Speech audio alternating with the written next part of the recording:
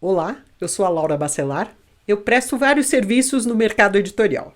Eu ajudo autores a tirarem dúvidas com consultoria, eu faço mentoria para quem quer escrever livros de não ficção e eu faço leitura crítica com viés editorial. Se você tiver interesse, veja os meus dados de contato aqui abaixo desse vídeo. Eu gosto muito de pesquisar o que escritores, editores comentam, né? O que eles dão de dicas para autores experientes e não experientes. Eu gosto de ficar lendo isso. E dei com algumas, na verdade, um excesso de dicas, nem vou dar todas, mas eu vou dar algumas, as quais algumas me surpreenderam, algumas são repeteco do que eu falo aqui, o Sidney fala também.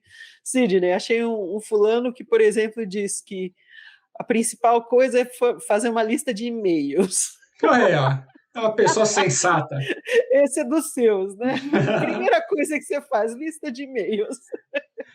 Exatamente. Comece com a lista de e-mails e você já estará formando o seu público. Exatamente. Bom, mas eu vou. Isso mesmo, gente, joinha, joinha. Eu vou então comentar algumas dicas, mas eu vou pedir para vocês também deem as dicas que vocês acham que ajudam outras pessoas, porque, como muitos escritores dizem, e é a mais pura verdade, escrever é um processo, né? Você aprende sempre. E não custa comentar com colegas aquilo que serviu para você. Então, eu vou ler, vou repetir algumas dicas aqui que eu acho interessantes, mas também vou convidar as pessoas a darem as suas dicas para outros escritores no processo da escrita, tá? Bom, uma dica que eu achei sensacional é um cara que inventou um método. O método eu achei complicado, o método do floco de neve, Snowflake Method. O cara chama Randy Ingermanson. Eu não vou descrever o método floco de neve, porque é meio complexinho e quem quiser procura por aí. Uma das dicas, aliás, que muitos escritores dão é aprenda. Tudo se aprende hoje em dia, é possível aprender. Então, se você descobre que alguma coisa está mal na sua ficção ou na sua não ficção, vá atrás e aprenda. Eu achei de um bom senso maravilhoso. É umas coisas que a gente diz aqui, né? Mas é reiterado, porque por mais talentosa que a pessoa seja, ela não vai saber tudo, né? Se ela vai escrever ficção, ela pode ser boa em criar tensão, mas ruim em desenvolver diálogos. Ou ela pode ser ótima em descrever um personagem e ruim em fazer um final que deixe um gancho poderoso, por exemplo. Então, tudo se pode aprender. Na não ficção, a história também de prender a atenção das pessoas para que elas queiram ler a sua obra, queiram aprender com você, são artes, né? Então a gente pode ir aprendendo. O É, ideal é você gabaritar em todas as técnicas, mas obviamente quem atinge essa excelência é uma parcela mínima dos escritores, né? mas não, eu acho assim, é o que eu vivo dizendo, a postura, e não sou só eu acho uma delícia quando eu encontro outros escritores, por exemplo, essa Bridget McNulty, ela tem um programa chamado Now Novel, ou seja, livro agora. Então, uma das coisas que ela diz é: olha, aprender é processo, escrever é processo, tem processo, você vai aprendendo, vai aprendendo. Então, faz parte não estar perfeito em tudo e ir aprendendo. Bom, mas vamos às dicas que eu achei, algumas dicas que eu achei especialmente interessantes, tá?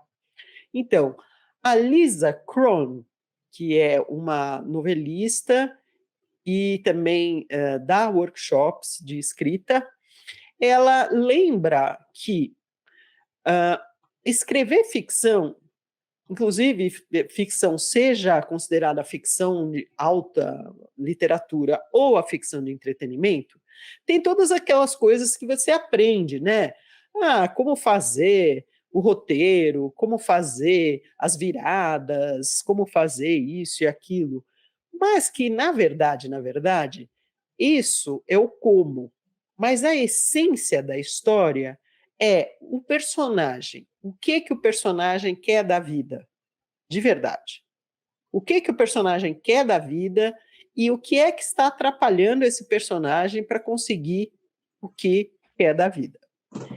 Essa é a essência, então seria o passado da história. Então, o personagem entra na história entrando em conflito, e esse conflito vai revelar uma série de coisas. Mas o primeiro passo ele não é uma folha em branco. Né? Esse personagem ele tem um passado. E esse passado, quanto mais rico, mais carregado de vontade, de desejo, de alguma coisa que está perturbando aquela pessoa que chega ali na página 1 da sua história, tanto melhor. Então, é isso que pega a história. É a essência do personagem. E é exatamente isso, gente, que faz a diferença entre uma ficção que parece mecânica. Às vezes a gente vê gente que está seguindo ali à risca, por exemplo, a jornada do herói. Mas o herói é meio oco, porque ele não tem aquela vontade extrema que o autor tenha entendido. Né? O autor põe ele meio mecânico. Ele quer salvar o mundo, ele quer salvar, sei lá, a mãe, a esposa, ou a mulher quer resolver isso, aquilo, mas a verdade, o que aquela pessoa tem de desejo pela vida, que às vezes não tem a ver com o externo que está acontecendo. Às vezes a pessoa, sei lá, quer se expressar, quer se sentir livre, quer jogar fora, ela sente um peso na alma, ela não gosta da família, sei lá, pode ser, tem um monte de coisa que a pessoa traz e que é diferente do conflito que vai ali fazer a história rolar, vocês entendem? E quanto Esse mais... passado do personagem é muito interessante que seja trabalhado e sentido por quem está escrevendo. E quanto mais você aprofundar no personagem, né, no passado e na própria psique dele, mais você vai conseguir a conexão com o seu leitor, né? Porque Exato. Um personagem ele tem que se conectar com quem está lendo, né? Isso. Porque senão isso. a pessoa não, se ele morrer, se ele explodir, se ele for campeão do mundo e não tiver conseguido cativar o leitor, provavelmente o leitor sequer chegou no final da história. Né? Esse não é um mal-estar, mas um desejo, um vazio, né? Muitos psicanalistas, por exemplo, acham que a gente é movido por um vazio, falta alguma coisa, a gente corre atrás de algo que a gente sente que falta. Só que cada pessoa sente essa falta diferente. Porém, isso é humano. É humano sentir que falta algo e a pessoa está correndo atrás. É muito interessante que isso, então, seja sentido profundamente, para que aí todo o mecanismo da história, todo o roteiro, o conflito e o antagonista e lá, tudo isso seja construído, porém em cima de um personagem que tem ali aquele coração batendo para X coisa. Fez sentido?